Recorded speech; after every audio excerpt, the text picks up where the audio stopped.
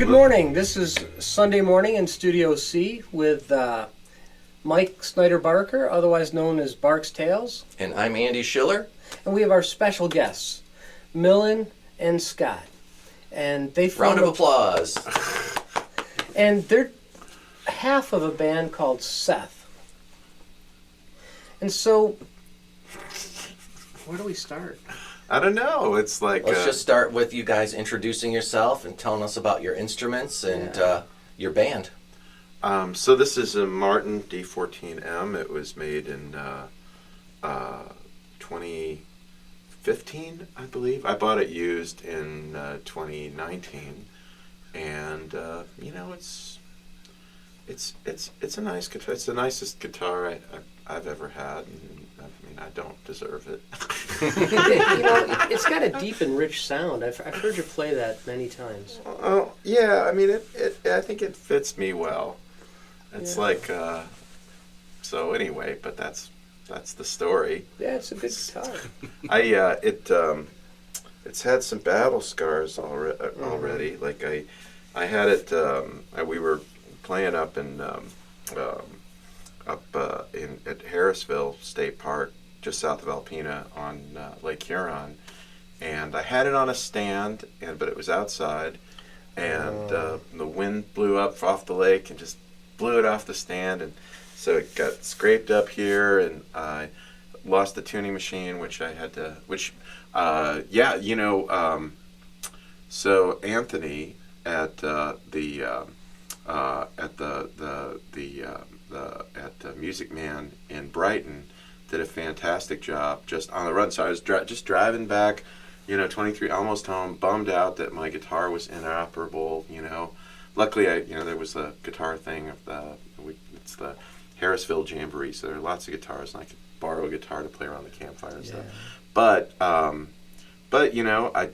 dropped in there, and he was there. He did a great job. He found a tuning machine for me and put it on there. And, perfect. And that was a temporary solution that is now about 10 months old. So you have one odd tuner that doesn't match the others? Yeah, one tuning machine and, a little scratch there. But, luckily there was kind of no damage except some surface, road rash kind of thing. And I'd had, when I first got the guitar, I had a waist crack right in here that I had repaired by those same guys. I guess the people at home can't see, but I had a little waist crack. But I think that is just the nature of real wood instrument. Humidity and travel, going to different climates where it dries out. But they did a good job on that fix too, and I think kind of. So far, I was actually just over at Music Go Round yesterday, and I'm always giving them Scott, money. Well, That's where I go to give him money about all the guitars that he buys. Scott has this arsenal of guitars and amps and stuff, but it's like I was over there and I saw this also obviously had now that there's maybe I shouldn't be saying this. I don't know if people are watching around here, but I played this Martin Auditorium used. It was like a whatever double O or triple O, however you refer to so it's like it was a little narrower. It had built-in electronics, and obviously it had been glued back together, but it played really well, and it was I like that guitar. Did you buy it? No. They said end of the month though they might bring the price down. Bring it down $100. Yep. Yeah. So was it one that looked like it had the top sanded down?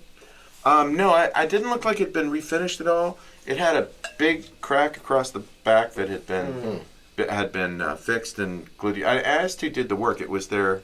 I don't. But I've had good luck with Music Go Round too in Ann Arbor. I think that they're pretty good. They're pretty fair, yeah. I mean, I bought a couple used things there that didn't turn out great, and I've even returned things there.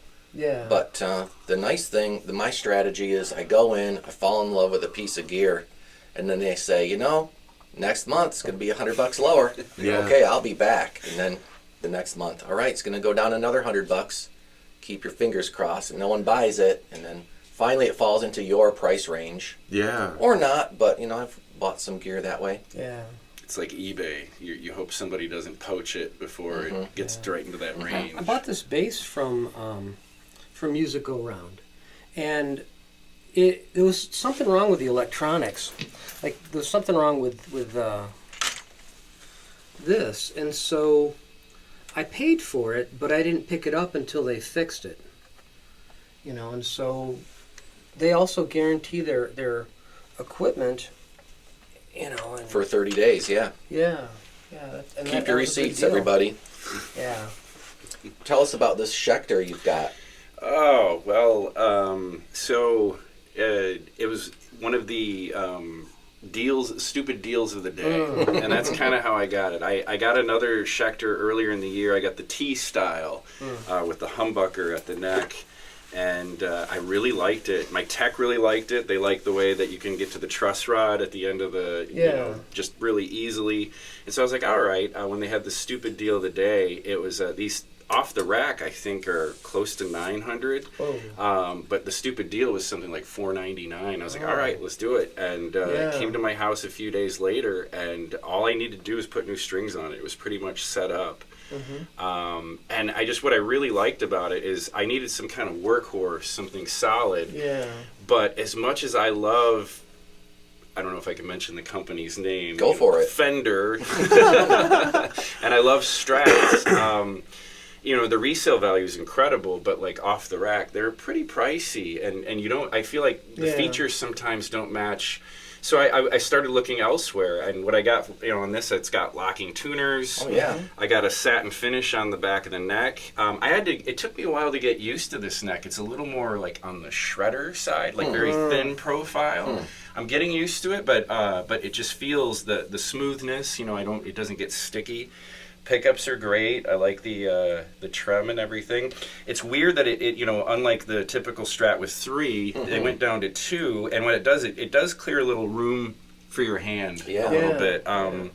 And also strange that the jack would be on the side, kind of you're used to the S That's style. way better. Yeah, it's kind of it's kind of handy. I like the differences. Love the roasted maple neck. Kind of like that look, kind of in between a regular maple and a rosewood sort of look, but yeah. Who needs 2 tone knobs anyway? So Right. one of them's redundant. Well, most of us keep it on 10, right? Unless we're playing jazz. I keep mine on 11. Yeah. But I notice, it's a nice, clean guitar. Like even the screws that hold in the pick guard aren't even tarnished. There's not a bit of rust. I mean, it looks like a brand new guitar. It's pretty new. I don't see a scratch on it. Yeah, if I had known we were going to be talking, I probably would have brought something a little more classic from my arsenal. So how many guitars do you have? There's people who have way more than I do, but I'd say I probably have about 12. It's not a contest, but you're winning. Yeah, I do have some that have more battle scars and more interesting stories, but I've kind of stuck to this as sort of the go-to solid workhorse kind of. Cool. All right, so we introduced the guitars. Now tell us about your band and any gigs that you might have coming up.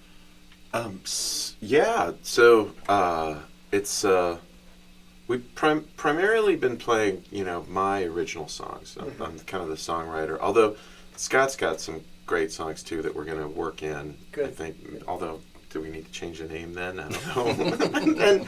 But we're playing our next Saturday. We'll be playing at the Ipsy Ale House, just 4:30 to 6:30, and then What's the date on next Saturday? 3/8. Okay, and I think this is going to air after that. Oh, okay. And then after that, 3:15, we're playing at Moonwinks, Saturday 3:15. Here we go. And then Friday 3/21, we're playing at North Star Lounge. It'll just be you, me, and Dan. And then, let's see, after that, I have, and I think the next thing I can think of is like in May, but that'll be cool. That's just me with Carmel Liberti and Tom Alter at Like a North Star songwriters Lounge. around? Yeah. It's getting more and more popular. I see a lot of those now. Yeah. There's songwriters in the round. There's 3 guys on stage. You take turns playing a song. Yeah. So that didn't used to be as much of a thing, but now I really see a lot of ads for that, and I really enjoy it too. Yeah. Plus, you get a little bit of a break as a performer. You don't have to play the whole time, and you get to see variety. So I love those kind of singer-songwriters in the round Yeah. kind of shows. That's cool. Although it's nice that I don't know if you guys ever watched that Little Night Music with Jules Holland and oh God, what's his name? He plays saxophone. But David Sanborn. Yeah. Did you guys ever see that show? No. I haven't Oh seen my it. God! Back You should in the look up the day. clues on YouTube, the clips on YouTube, because it's like songwriters in the round, except it's bands in the round. Oh. So they've got they have 4 bands, and then they sort of mixed it up at the end. So I don't know if you guys are there was this band from Ohio, the Pure Ubu. Mm. You guys familiar with Nope. them? Nope. But and they so the Pure Ubu with Debbie Harry Oh. and oh my Oh, God, D. Debbie Harry? the Debbie Harry, yeah, from Blondie. Like she was a guest on the show, and, Okay. but like it was just sort of this classic show that I'd never watched back in the day, but it's like watching the clips now on YouTube, it was like fantastic. Yeah. The Elvis Costello had a kind of a show like that too, called Spectacle. I don't know if you Oh. guys ever saw that one. I wasn't aware. Yeah, I like the whole idea of bands in the round. Yeah. Kind of yeah. appeals to me because it's like, You need a little space. well, once you have people backing you up, it's just like you don't want to go out naked again. Right. Like Now you I'm guys just your also clothing. you guys also play together in another band. oh, the Nitpickers, yeah. Nitpickers, absolutely. Yeah, and I occasionally sit in with the guys.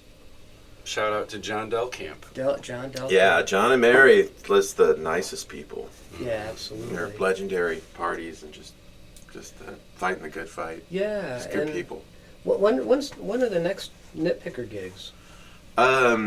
So, like, I know that we've got the thing, at Moonwinks in summertime. Yeah. In July, I think. Let's see. And then Shannon was also talking to me about us doing something outside in Moonwinks again. We played a great show last year at the Dixboro 200th anniversary, which Yeah. was just so much fun. On June 6th, Nitpickers are playing at Dixboro Farmers Market. Oh, okay. Yeah. We will go ahead and, put the upcoming gigs in the description down below. So if you want to come see the guys play, just scroll down. And July 19th is at Moonwinks. Ah, July 19th at Moonwinks. But I'm not sure beyond that. you guys should have John on. I He might be on the list. I'm not sure. I'll not Well, to yeah. tell you what you should do. I know, but he's somebody I would love to have on.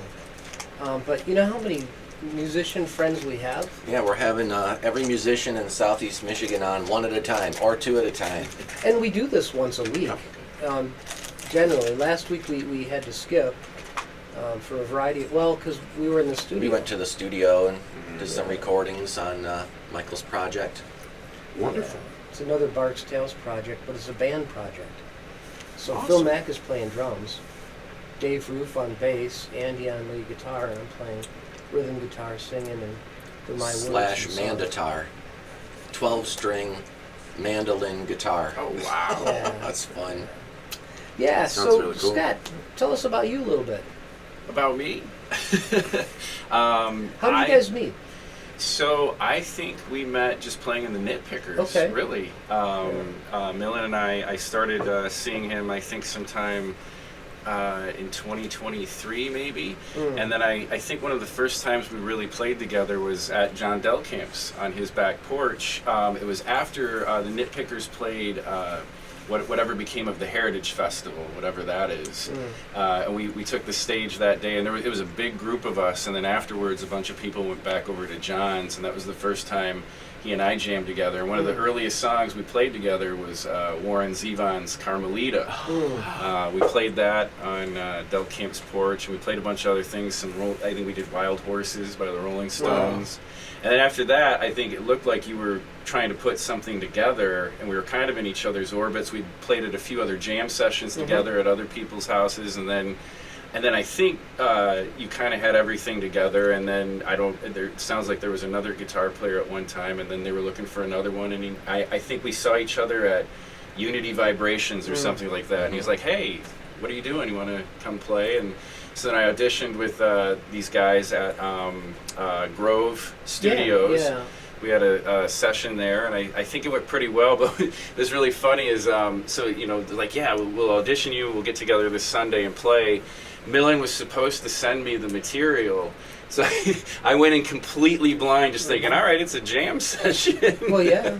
And I think, you know, I managed to hold my own a little bit in spite of not hearing the material, and I think that was kind of my access into the group. Well, I'm sorry. No, that's actually it was a trial, you know, baptism by fire. So. Sometimes that's the most fun. Yeah. Yeah. And actually it was kind of freeing because I didn't feel like I was like, all right, I'll try this, you know, and float some ideas out. And yeah, it was really cool. I'm guessing it worked out okay. Yeah. Well, so far, I haven't heard officially whether or not I'm in the group. They just haven't told me to go away yet. Well, one day. Yes, it's been great. It's been just great. Yeah. Just, you know, I love it. Well, I love your music, Billy. Oh, thank you. I do, and your delivery, your songwriting. You know, I'm just really, really impressed. It's one of the reasons I wanted to have you here.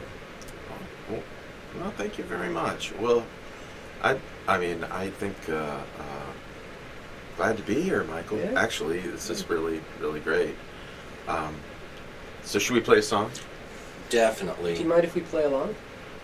Yeah, no problem. Let's see how. Let's do one where you guys play on your own, Okay. and then let's do another one. It can even be short too, and we'll do another one where we all play. Okay. Maybe party favor? Sure. 1, 2, 3.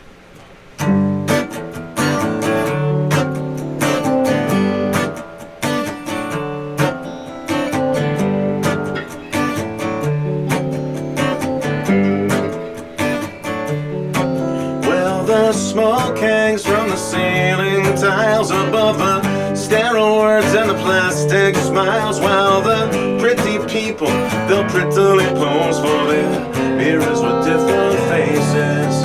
And I'll sit just like a child while I'm perched upon the sofa, uncomfortably staring, unsure of my place.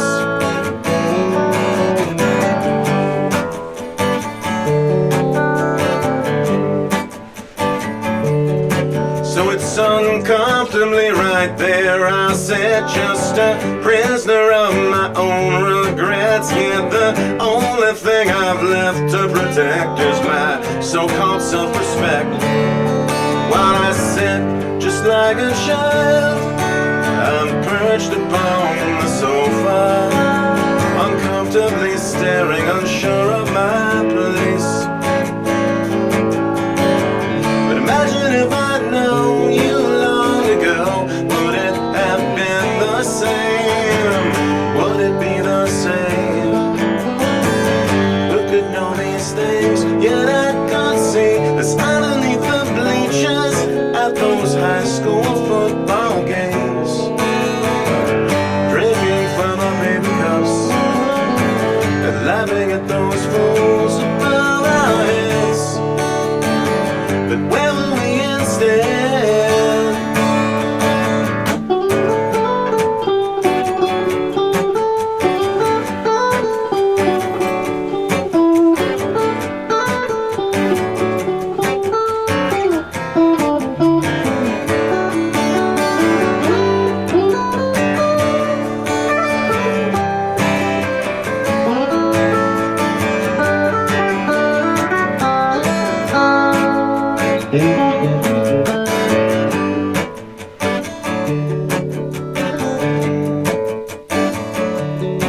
But the smoke hangs from the ceiling cards and the plastic smiles, while the pretty people, they'll prettily pose for their mirrors of different faces.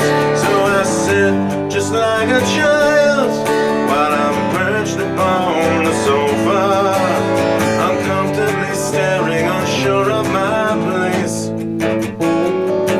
Disgraced.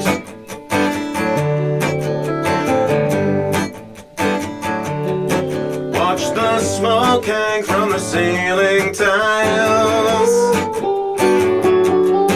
See the smoke curl off the ceiling tiles. Alright. So I sit just like a child while I'm perched upon the sofa, uncomfortably staring, unsure of my place. Disgraced.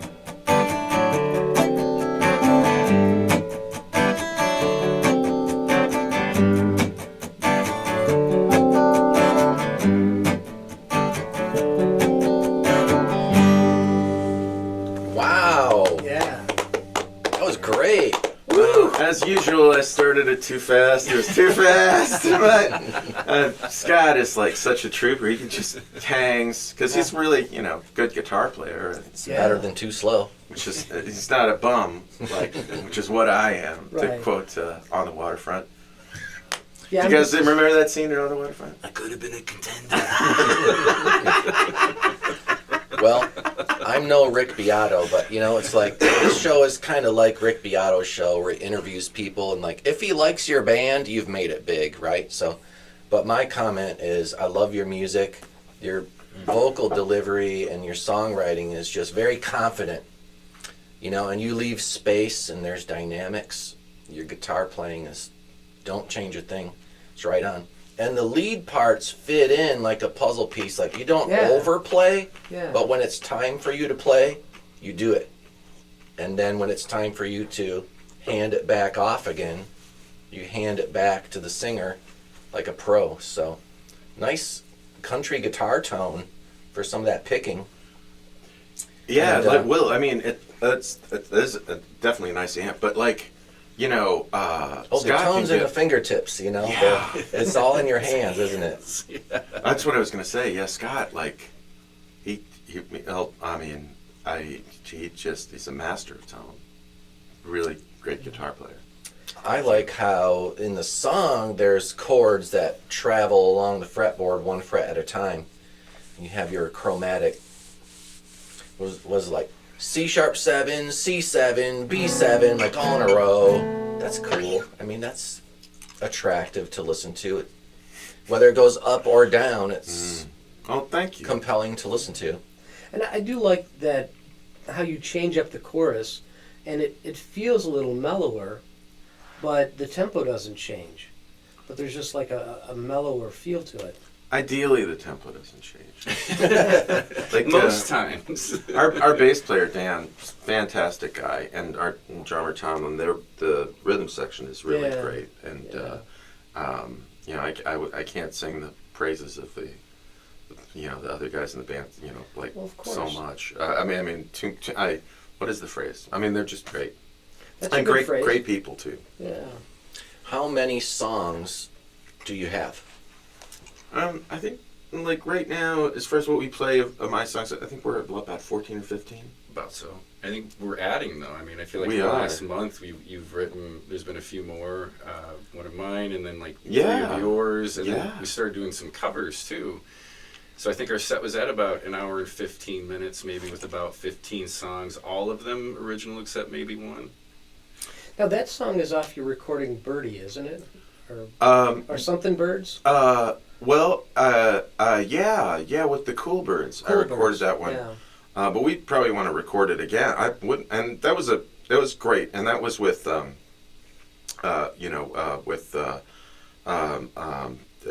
was really happy with that recording too. Yeah. But it's kind of like got a little bit of a different feel now, Mm-hmm. and plus it's this band. So, Yeah. but yeah,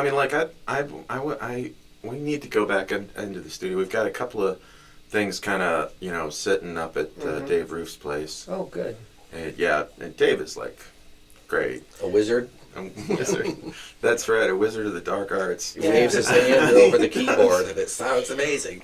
But you know, like we were not to monopolize the conversation, but but of course I do. But it's like we went up there and we recorded a duet, cover. Well, actually a couple. One of my songs, and then we recorded "Love Hurts" as a duet with me and Kat Stye.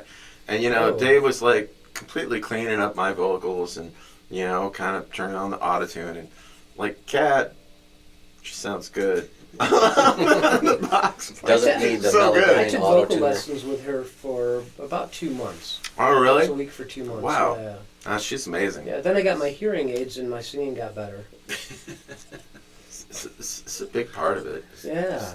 Hearing and. Yeah, but she's an awesome musician and songwriter in her own right. Yeah, absolutely, yeah. So where can people go to find your recordings or download your music or Or check out videos. your videos, or tell us about that? Well, Spotify, and you can look me up on Spotify. And most the album from, I guess it's like close to 2.5 years ago is I believe is called Can't Find the Words, and it's got I should have brought one with me, but it's like got a picture of the word search on the front. Does it look a lot like that one? Oh yeah, there it is. That's right. It's Yeah. here on the wall, everybody. Wow. Yeah, do you want to grab that, Andy? It's one with the word search puzzle on it. Well, that's cool.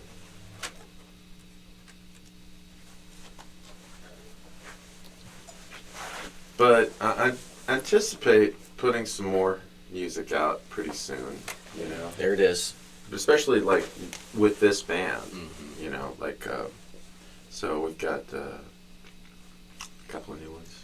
Yeah, and you do a couple really nice protest songs. I see one of them on this one. Oh yeah, no, Anita Hill. It's Yeah. like I have wrote some anti-Trump protest songs, a couple of them, and it's kind of like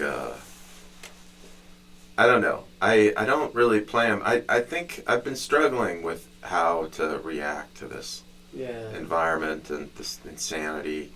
We were just talking in the car ride up here about like how awful that press conference with Zelensky was.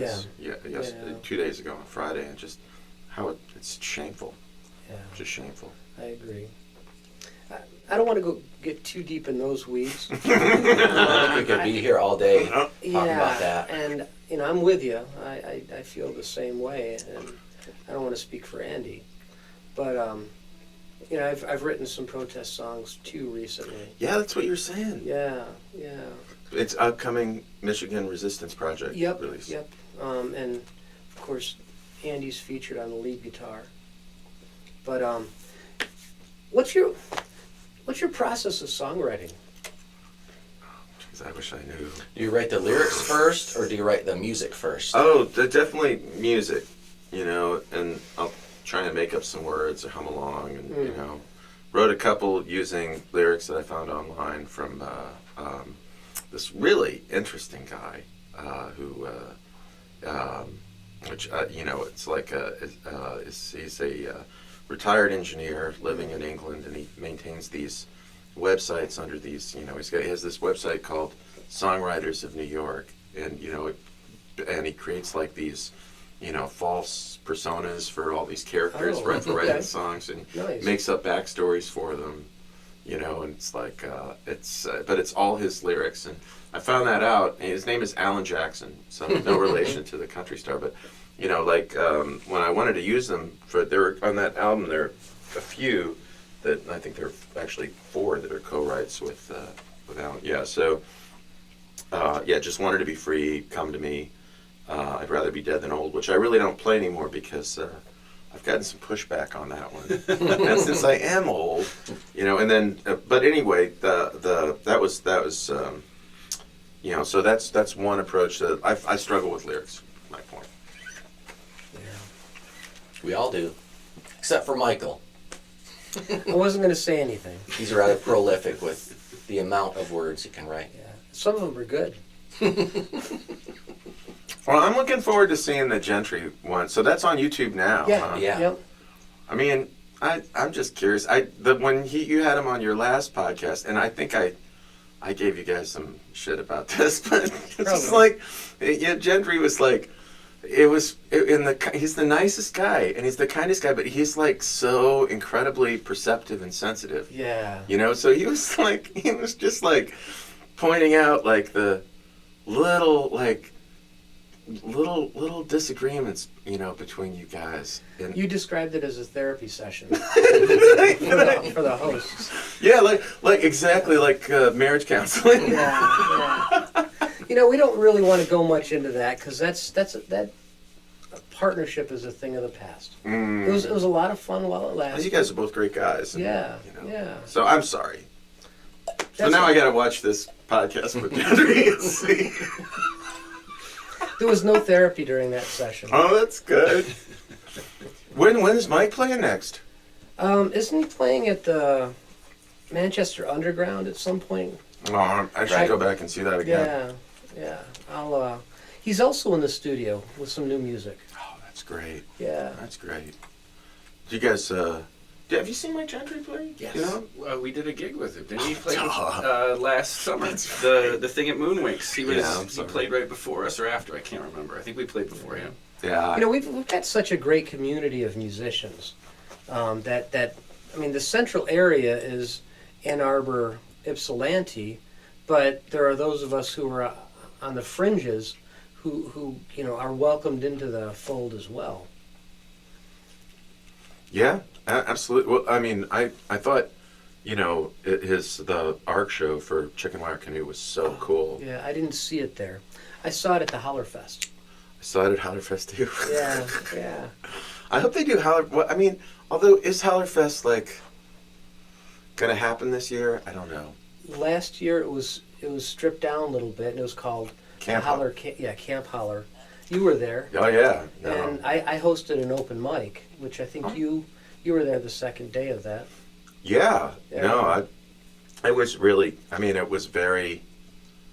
It was. I thought the strip down thing was super cool, and It was everybody very pitching nice. in with the cooking, and Yeah. it was kind of like I'd never volunteered there, but our good friend Sarah Lambert has been Yeah. a volunteer there for years, and you know, I like the community volunteers is so cool and close, and just Oh, being yeah. part of that. Yeah, It's and really I mean, cool. things are getting more expensive these days, and I can't imagine the expense that goes into putting together a big festival like that. Yeah, I mean, I think they did a, you know, I kind of feel like, they were in such a sweet spot as sort of like a regional, Yeah. Ann Arbor area, small, festival. Yeah. But then, I think they were probably. I mean, I don't know. I don't mean to speak for the Kings. I can't.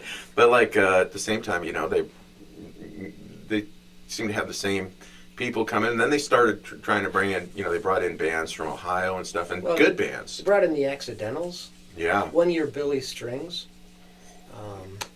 that's I think they right. had Warren Treaty there once. So I mean, it's like kind of keeping something like that going. Yeah.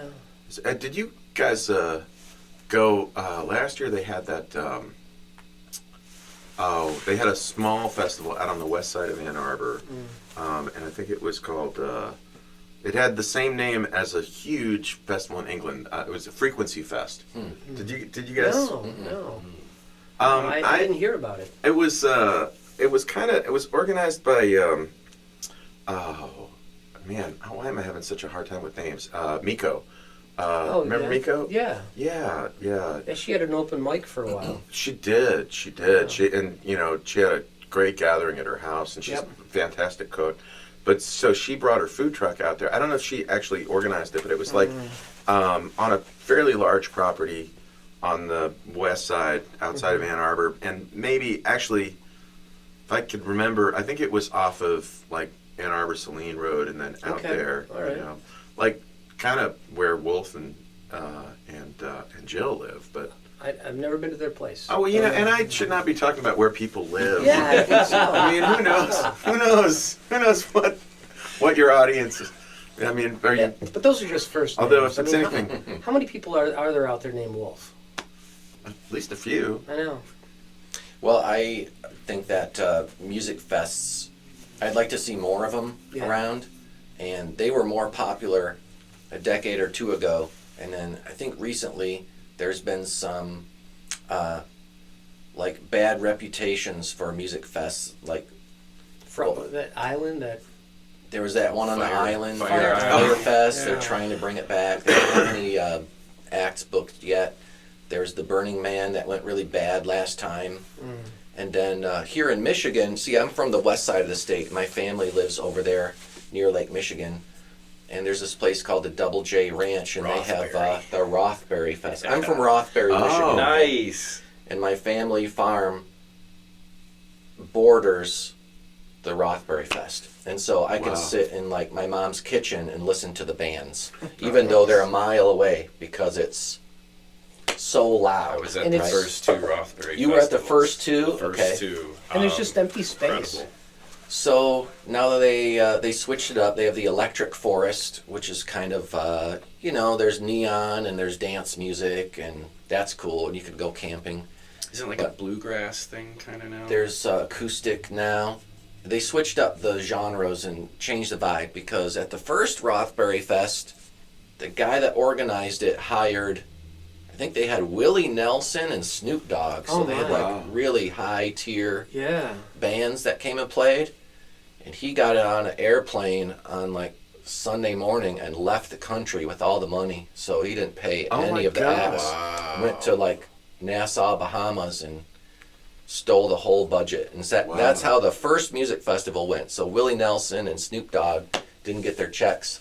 Wow. And that's how it got started. And so then the next year they're like, let's do the festival. And everyone's like, this is going to go bad. Yeah. But it went okay.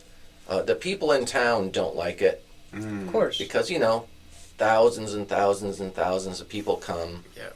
And, whenever you get 10,000 people in the same place over a weekend, someone's going to break their leg or someone's going to die, Yeah. and that just statistically is going to happen. Yeah. But, someone died at the second one, and a lot of people in the town were like, well, see, look how bad it is. But things happen. How do people like? I mean, you're close enough to the speedway, right? That MIS. how do people feel about faster horses that live in It the got Irish Hills? canceled. Yeah, Oh, it's really? not happening this It's year. not right? going to Oh go my this God. year. Yep. It's off. Wow. We don't get as bad a traffic through Tecumseh.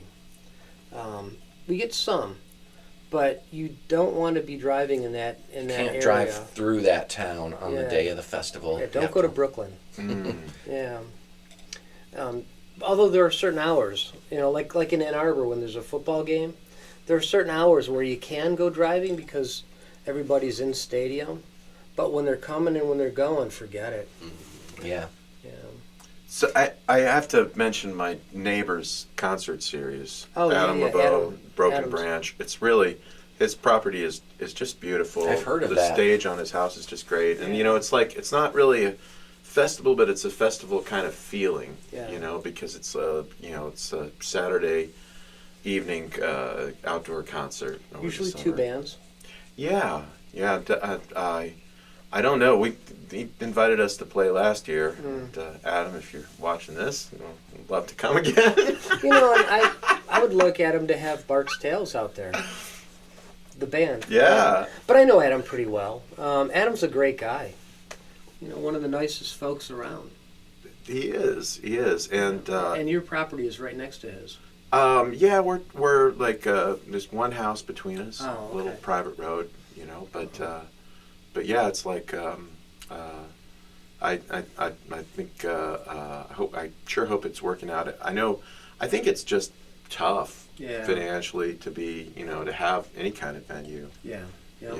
And the guys at Moonwigs, the two brothers that own it, Brian and Kevin Cox, they've done a great job. Good. And Shannon Lee is booking down Yep. there, and Yep. she's like, she's been I went and saw Ann Erlewine last night down there. Mm. It was just like great show. Yeah.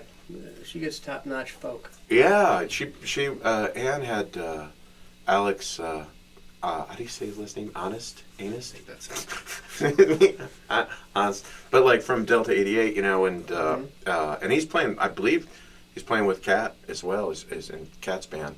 Cat Stye. Yeah, and God, he's a great guitar player. We've got a dude local named Cat, so we don't want to confuse him. Oh, really? Yeah. Cat Canyon. His CD is right under Mike Gentry's CD. Oh, wow. On the Wall of Fame. Notice how the legs line up? Oh, yeah. Yeah, well, I guess you need a third camera. Pointing it there. Yeah, and I've got Brian's CD up there too. But there's so many people in this community.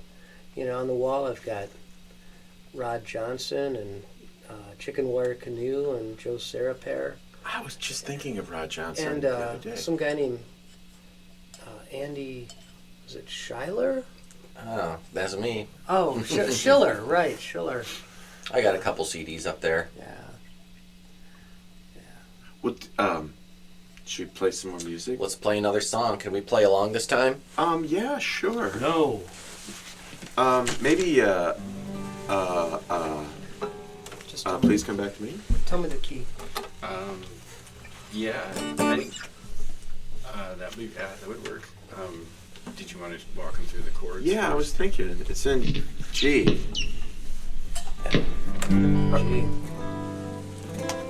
Okay, I'm going to move the mic. Or actually, it's in C.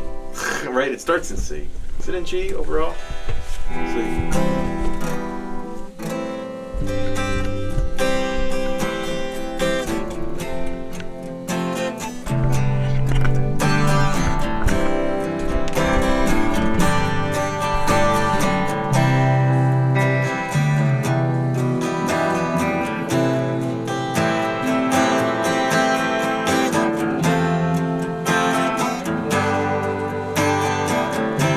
So should we?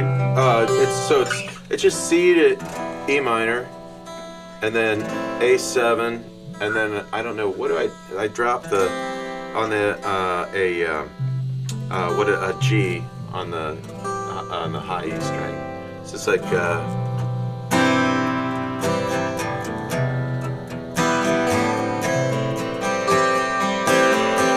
then F.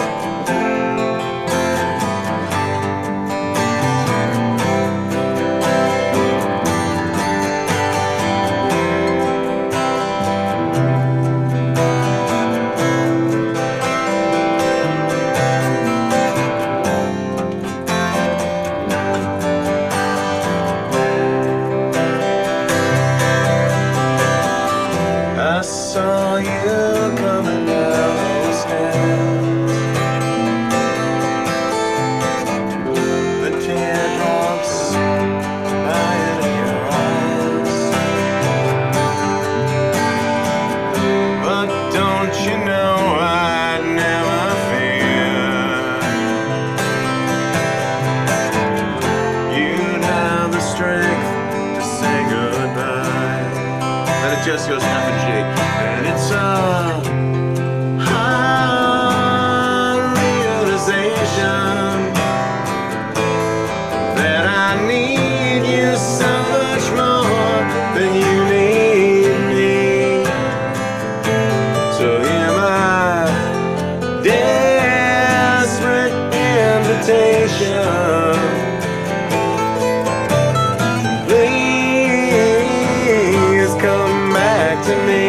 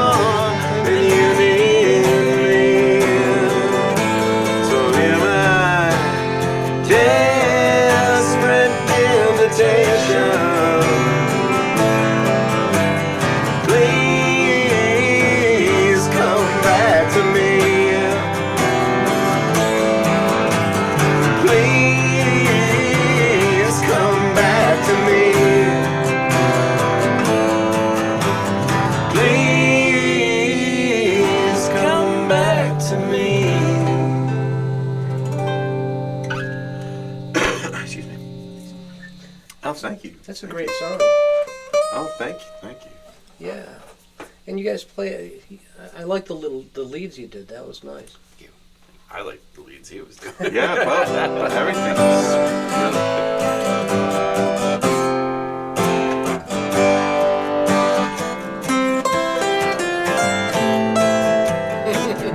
We always have to end every song like that. Us? Yeah. Yeah. Cool. What a great song. Like the song is strong, the singing is strong, the backup vocals are Weak? strong, but Minor week.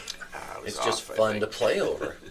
Awesome. Yeah. Thank you. I mean, I think Scott, Dan, and Tom add so much Oh yeah. to all of my songs. It's just Yeah. like it's a different. And Dave Roof is fantastic, He's amazing. and he's great. And on the recording, he was playing a lot of backups, and I had a lot of people come in and help me out.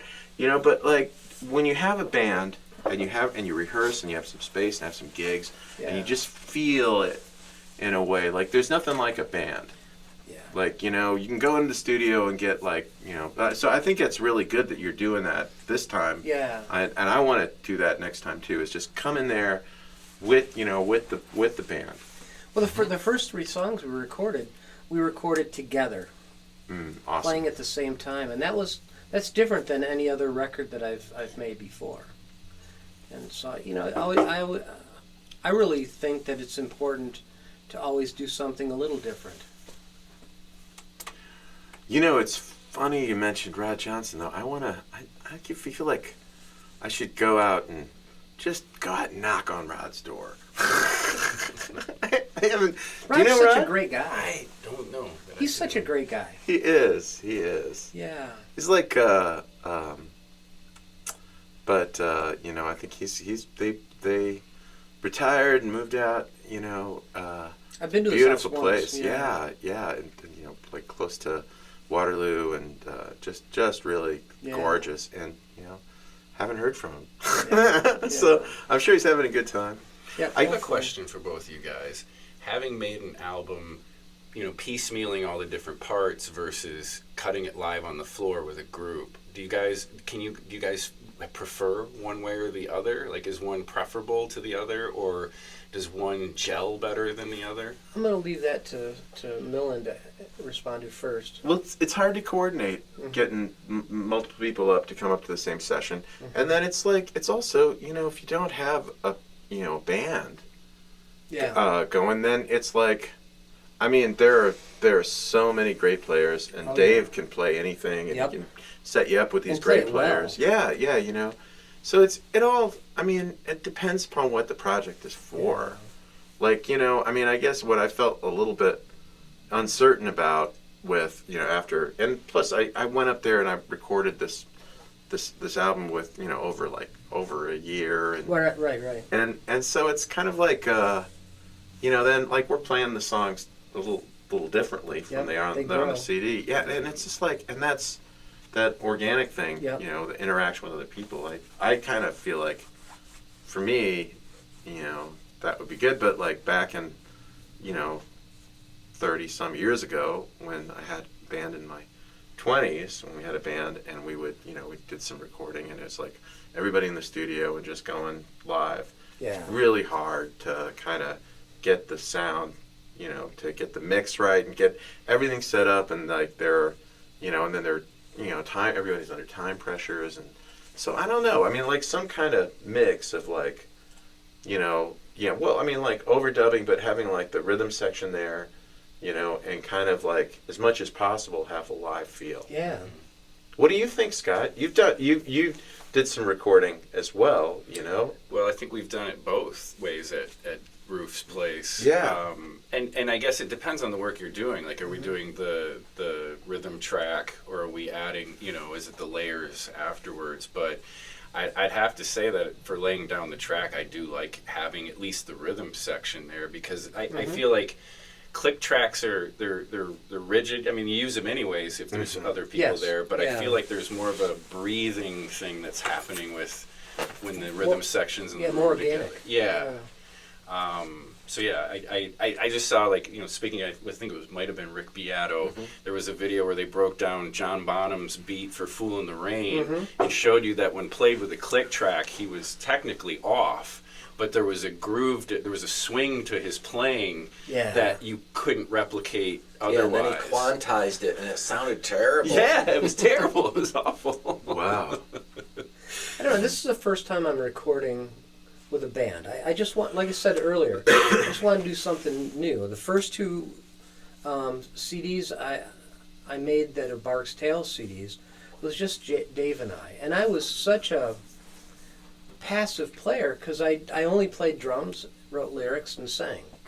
And so I relied on other people to bring to life my vision, and that was a challenge. And since I've been playing guitar myself, like my last record, that I did all the songwriting and arranging, which was so cool. But I brought in 1 million people. You sang on one of my songs. Yeah. Yeah, and that was a cool experience, never done before. And so I don't know what I don't think I'm going to make any more albums. I think I'm just going to make songs. And for now, this is a great feel, and it's great being in a room with players that help hold you together. And that's the thing. I hear you. I mean, and the whole idea of, like, how do you get your stuff listened to? Yeah. How do you? I mean, is the age of the album over? I like the Kind of. tangible. I mean, to listen to, I think yes. To display on the wall, I like supporting other people and seeing their artwork, but I'm not going to go out there and buy a manufactured big name CD. A lot of people are just switching over to one song a month instead of a 12-song album once a year, yeah. And it seems, or even just like small clusters, like I think you were talking about doing an EP, and I think even Cat Stye was talking about an EP, like like maybe 4, at the most, kind of. Yeah. I don't know if you guys have listened to Eric Moore's 4-song EP that he released. Eric Moore is pretty awesome. I've got a CD by him, but I don't really listen too much to CDs. I've listened to it. It's like called Brother, and it's really good. Kind of, I don't know if you would characterize it as like blue-eyed soul, but it's kind of part of what I hear there. But like in any case, like I bought a CD and I had no way to listen to it at all, but I listened to the songs on Spotify. Okay. And then, I just got at Best Buy a little $25 DVD burner and reader and read CDs as well. So I've been like going through my old physical copies of CDs. Like Brian's right there too. You do need another camera. Like, I don't know if we'll show a picture of our Wall of Fame. I have another one that's in my other office that's filled with my friend's CDs. That's wonderful. Well, you're such a great supporter of local music, or the thanks. regional music, I guess. Regional, yeah. But So- it's just, I like having these chats, and we've talked with Andy and some other people about the idea that you go see somebody's show, you don't really get to chat. And you do something like this, and you get to know each other a little better. That's what I loved about the previous podcast. Yeah. No, that was really fun. You had some really great shows on that. Thank you. Like, The podcast was Making It Small in Music with Barker and Broski. By the way. First you got to make it small, then you make it big. Yeah. Maybe make it medium on the way through. There are some people in our community that are making a living with music, and a lot of us are hobbyists. And no matter how you slice it, it's fun. I go to sleep at night being very grateful and very thankful that I get to play music and not have to do other harder jobs. Like, I've done it before. I've been a dishwasher. I've done roofing, Yeah. and it's hard. You've worked on a farm. I've worked on a farm as a kid, Well, and having your own business is hard, though, too. It You is. know, like, and there's sacrifices. Like I can't, have time to do other things because it's a full-time gig. But I'm not complaining. I'm very grateful. And you have, what, 70% kids and 30% adults? Yeah, right now I teach music lessons as a full-time thing, and like you said, 70% are kids. Some are little kids, 5 years old, in grade school. Some are middle school, some are high school, and then I have some adults that take lessons. More adults now than I've ever had. But I also do recording and play gigs, and I sell books, okay, and you do a little bit of everything, right? He's got a great collection of instructional books and a fantasy novel. Right. And, I wrote a fantasy novel. And you've written a Dungeons and Dragons. Yeah, novel. and we haven't talked about that on this podcast, but hey, if you like Dungeons and Dragons, or you like fantasy novels, and you're a gamer or whatever, I wrote a Choose Your Own Adventure book. Remember those? Yes. When you were a kid? Love those. And so if you like Choose Your Own Adventure books, I have this book. It's like 400 pages, right? You get a pencil, and you keep track of your character's hit points, and you go through all these different dungeon adventures, and you battle the monsters. And you know what? You don't even need dice, because if you just flip the book open to a random page, there's pictures of dice at the bottom. You don't even need to roll dice. And Wow. so it's kind of fun. So I sell those too on Amazon, along with my And you used to instructional make books. these little figurines that you laser printed or Yeah, I something. have a 3D printer. Actually, I have 10 3D printers. They're not all running right now. It's hard to keep them all going, but it's kind of a side business, and it's really fun. So I make those. It's a toy business, basically. This setup seems like it would be really, portable. And I guess I'm wondering, do you do any live recording, audio, video recording? I do all sort of recording for my own projects, and I'll be recording Scott Cherney. He wants to record a couple songs. Steve Cherney. I keep calling him Scott. Oh, yeah. Sorry, Steve. I apologize. Uh, That's the second time I've done that. You think he's going to watch it? He's Well, definitely he's- going to watch it. Yeah. His interview went live today. Oh, Okay, wow. Yeah, and Steve brought in all these pedals and just kind of talked about them, the manufacturer, the style, played how they sound, and it was fascinating for somebody who, I don't know, pedals. Clueless. But I'm kind of in a band that's a recording only band. We don't have gigs or plans to play any shows, but it's my friend Danny on bass, and I play guitar. And we record, and we've been recording for, I think, a year and a half.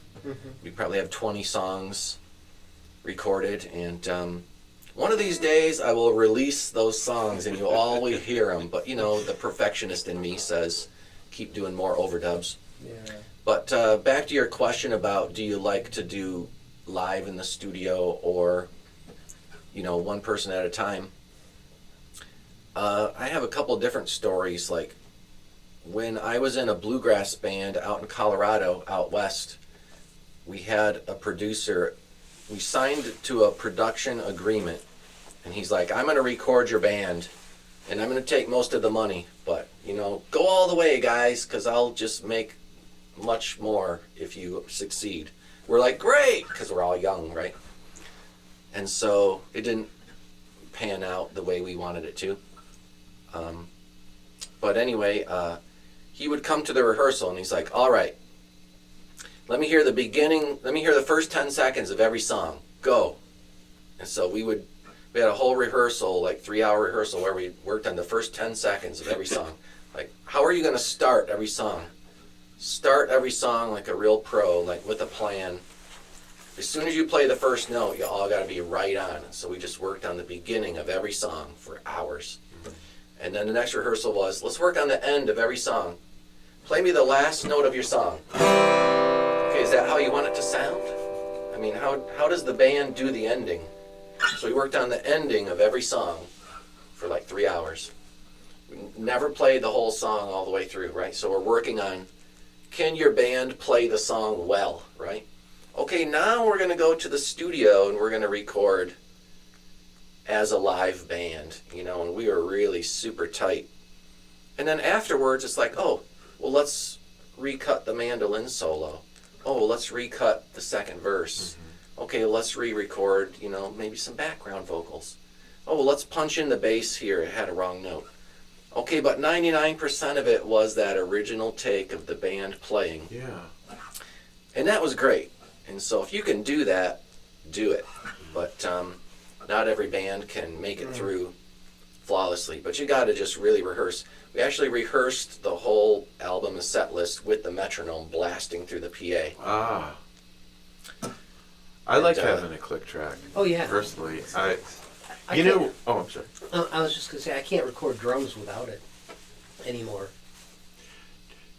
Dave is like really, you know, even in like live studio, you know, in the studio recording, where there's, I mean, he has some software, but he's also just really good about separating the Yeah. signals and like avoiding bleed through. Yeah. Which I was like, so that's, I don't know if that's like just that studio or if it's just technology has improved so much, you know, but it's just like, you know, we were pretty, it was pretty easy to do the overdubs and to, you know, and punch in and I mean, I guess for most of it, I was in a booth, right? And then,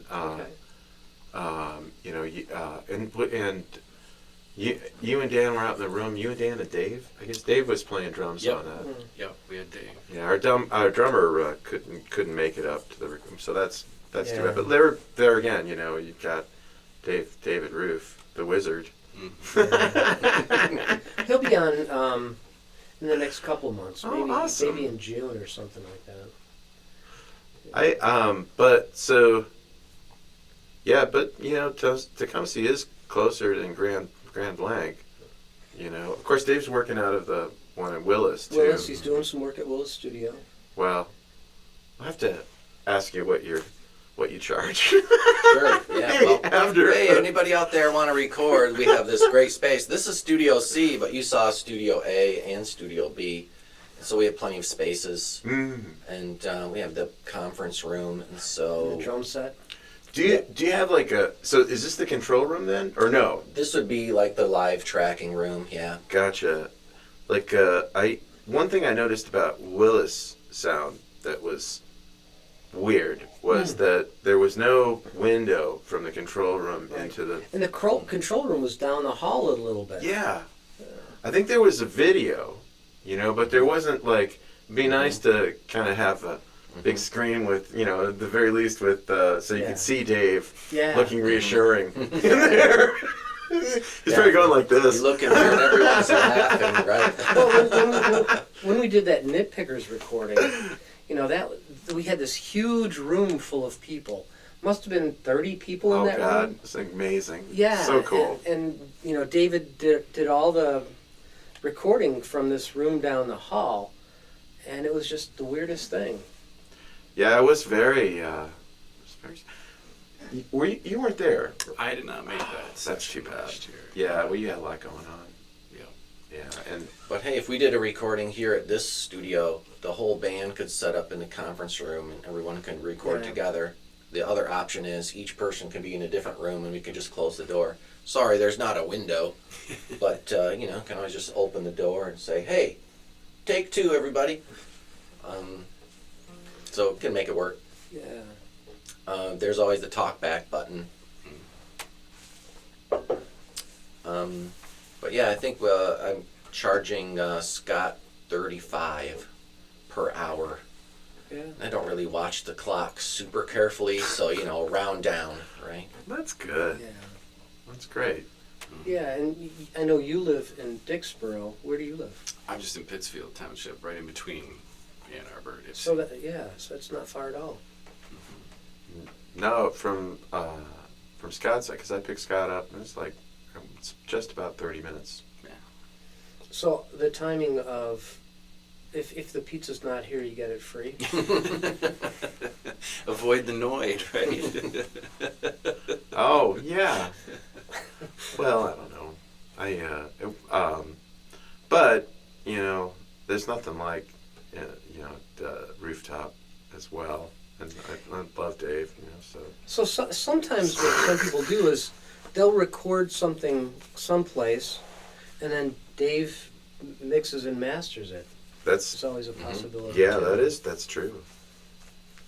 I had a friend send me some recordings from. He lives in Grand Rapids for the 60-20-24 CD. Mm. My kid's partner lives in upstate New York. He sent some rhythm, lead, and vocal tracks for it, and Wow. Dave mixed and mastered it, and it sounded fantastic. So for Lyndon Thoburn's album, I know they got someone to play. I think it was the zither. Yeah, Yeah, and they were in England. in Germany, Oh, it was in Germany. I think so. Yeah, But that's amazing. yeah, no, it was, and that's a cool record. I know actually. the band Cat Lung. I know they do their own recordings, and then they send them to Dave to mix and master. Mm. You know. So this conversation is all about Dave Roof. Dave Roof is like the center of this huge hub. The music universe in That's Michigan. right. And it's either He's we such all a great guy. met each other somehow and met Dave, or I think he just knows a lot of people. I already told the story in the last podcast, but I met Dave in 1998 because I got hired to teach guitar at Herb David. Oh, wow. And he was a general manager. And he handed me a guitar. He's like, "Hey, Andy, play a song."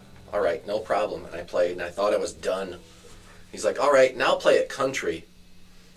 "Okay, wow. now play it reggae." "Okay, now play it metal." And I had to play the same song. Wow. "Okay, now play it fingerstyle." Play the bass and play the chord, and I was like, okay. And so it was a pretty brutal on the spot audition, and I passed. Well, that's And great. He hired me, so there's my Dave Roof story. And I've told the story on this how I met him. He lived in Adrian. I lived in Adrian, and I went to the grocery store, and there was a thing saying looking for a drummer. I pulled the thing and I called him, and when he was about 18, I played with him for a good year till he went to college. Moved to U of M, and that was back in. He performed in my wedding. My wedding was 1990. Wow. So I've known him since about 89, thereabouts. Yeah. And so, Well, do you want to do some showing off of the different instruments? you start.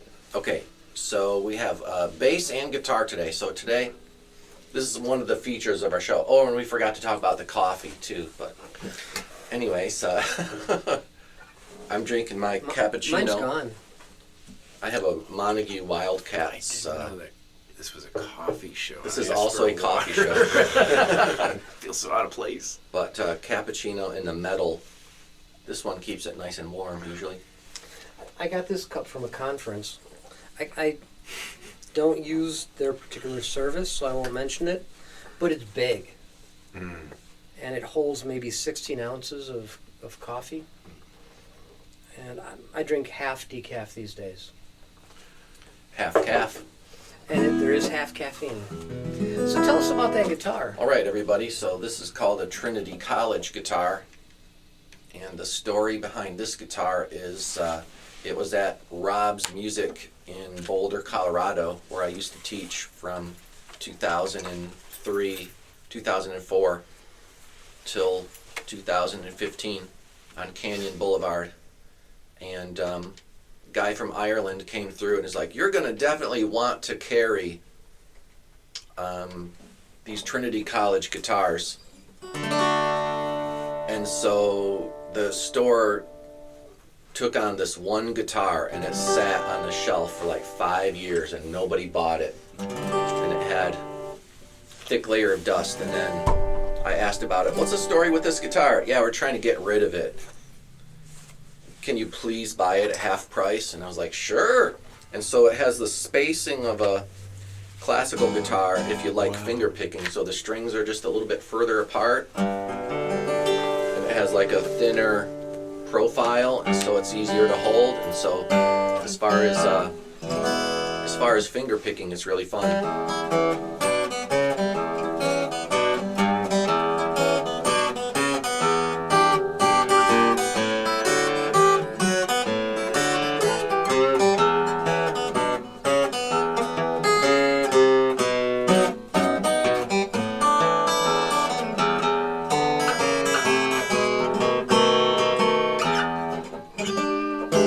Cool. Missed the last note. I'll make an excuse and say I broke my fingernail, but the finger picking is really good on this guitar, and I feel like it's just really a loud guitar.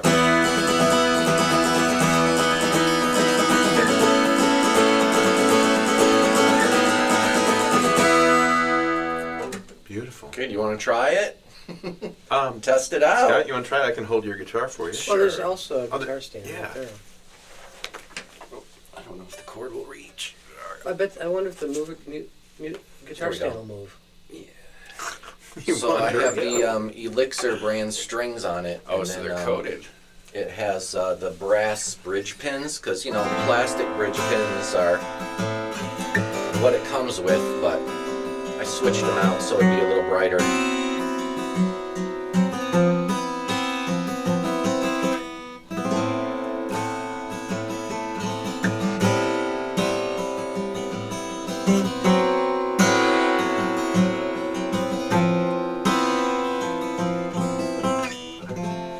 Nice. It's strange that these are spaced like that, like a nylon.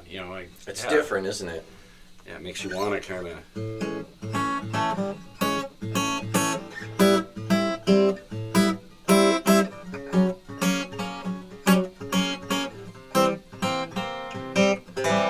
Yeah, it's fun. I like it.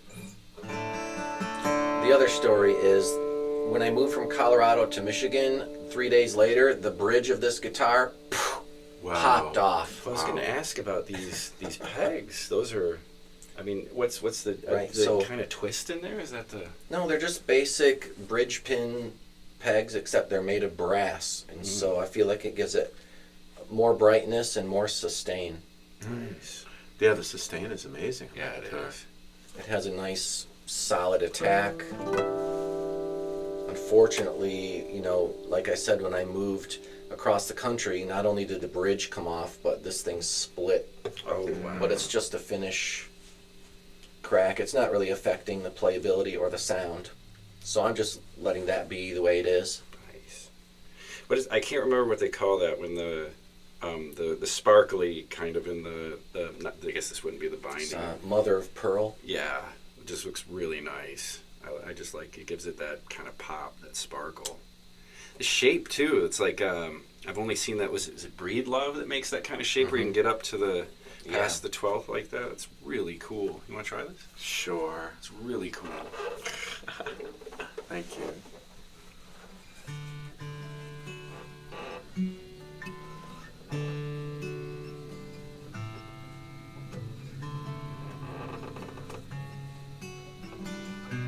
It's quite a reach.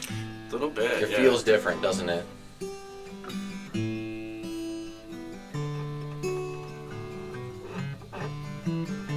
I think I put extra heavy strings on it too.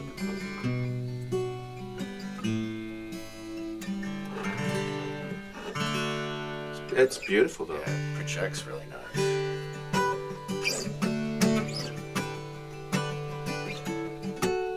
It's great for finger picking, it just Thank you. feels like you're playing a classical guitar, which is kind of home to me. Yeah, beautiful. All right, so Michael, what did you bring in to show off? It's show and tell I should time have at gone the first. podcast. Mine's short. I don't have all the technical knowledge you've got. But I walked into Music Around one day and I saw this, and I thought about it, and then I came back another day and I looked at it, and I just thought the finish was just so pretty, because I don't know the technical stuff, but I really love this really sharp blue color. And the brand, I don't know brands. I mean, Fullerton is not a name I'd ever heard of. But then I connected it to an amp, and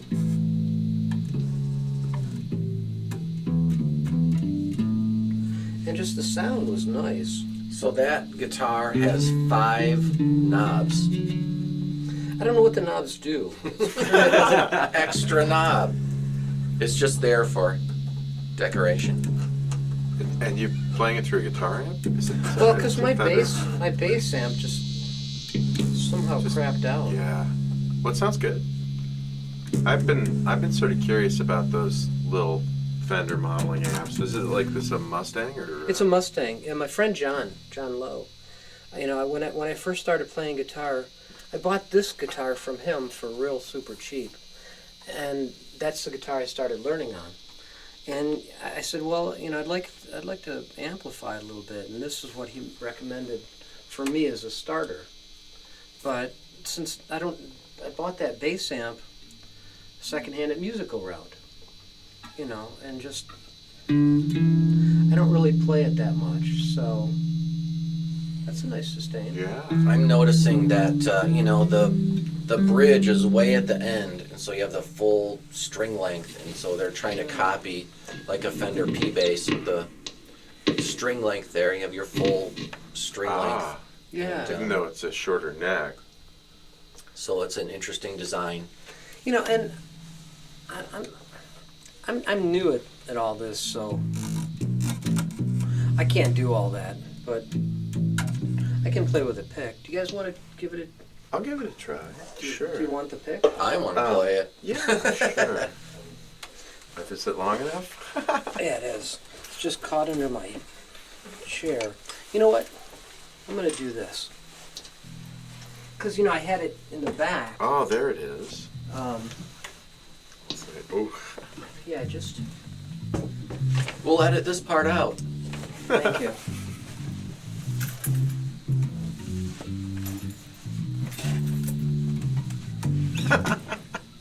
That's about it. It's the only bass line I know. Oh, this is cool. I like the feel of it. I mean, and Yeah. what do I know about bass? I think this is a decent starter bass.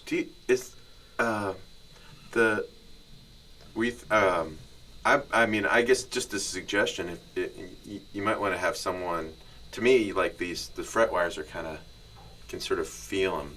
Are they sharp on the edges? A little bit, yeah. That could mean that maybe you need some hydration, like maybe some lemon oil on the fretboard. So the wood is shrunk. The wood is shrunk. Ah. So put it in a room that has 45-degree humidity. But don't do like I did on this guitar and humidify it too much at once. Yeah. A little bit at a time, like slowly is best. Cool. So this I'm a little bit afraid for my guitar now. Of course.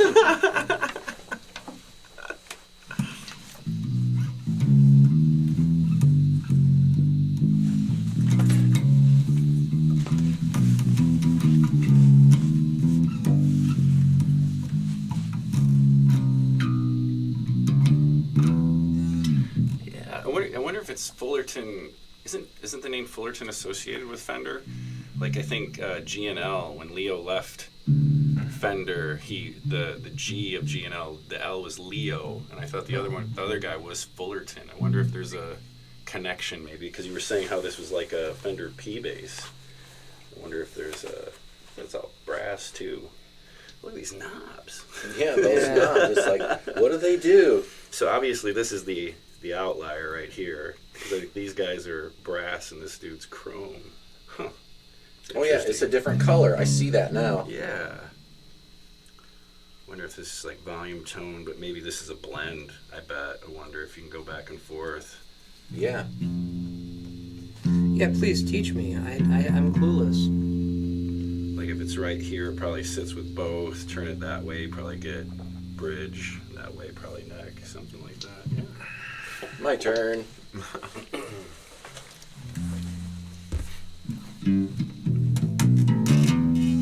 Now I have to figure out the knobs.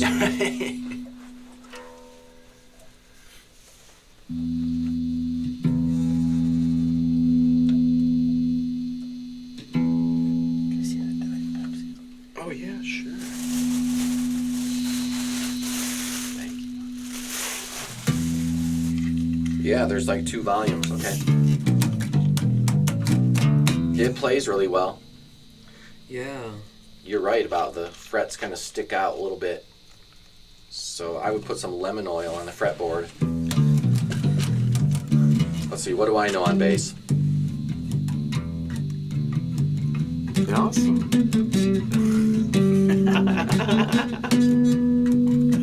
Cool.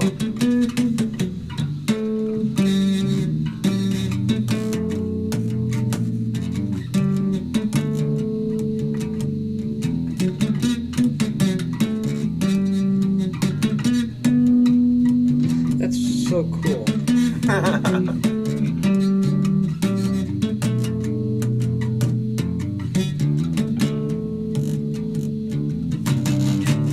Awesome. Thank you, good night. That's my great. So- best Vince impression of Les Claypool. So I looked up Fullerton, and the inventors are Paul Tutmark and Leo Fender. Yeah. Ah, wow. You're Yeah, right. good call. Yeah, I think they have like a Fullerton factory is the name of it. So I wonder if it was assembled at the same place. They just used, cheaper components. And So this is really a Fender in some ways. Mm-hmm. So I'll have to edit that out though, because that's a cover song. Oh, But it sounded amazing. It was fun to play. And you can like take it and I'll play it chop separate. that off and it'll be the sidecar episode of the outtakes. I guess their AI is pretty good. They'll be able to identify any melody like that. Right, and even in a 2-hour thing, even if it's just 10 seconds, whoop, flags your whole video. So I just cut it out and make it a separate video.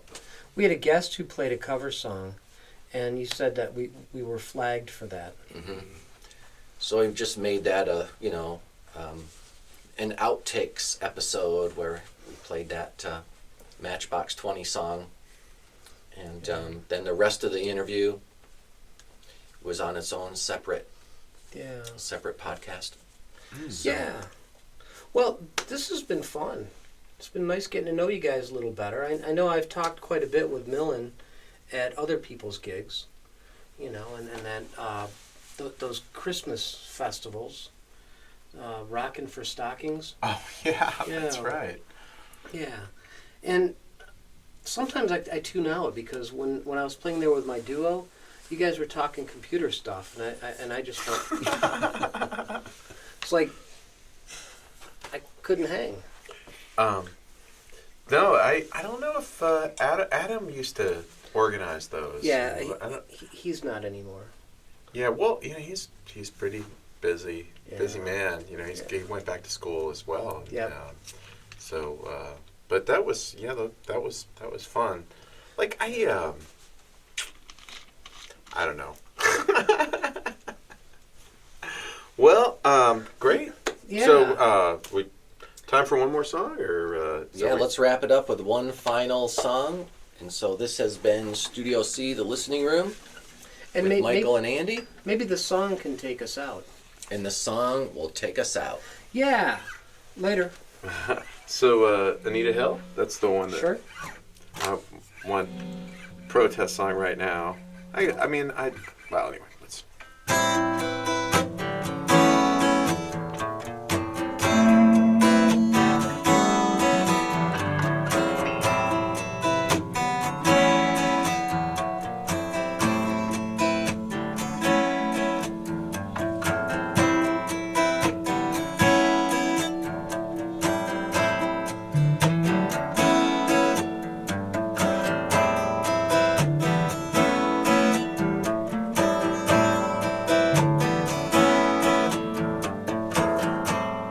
Close your eyes and shut your mouth. And don't start thinking about what's wrong or right. you want to get ahead in the world. You can't be seen as the kind that would put up a fight. Just remember what they did to Anita Hill. Crucified on the Senate floor. So smile and nod if they'll tell you what you know is untrue. That those things just don't happen here anymore.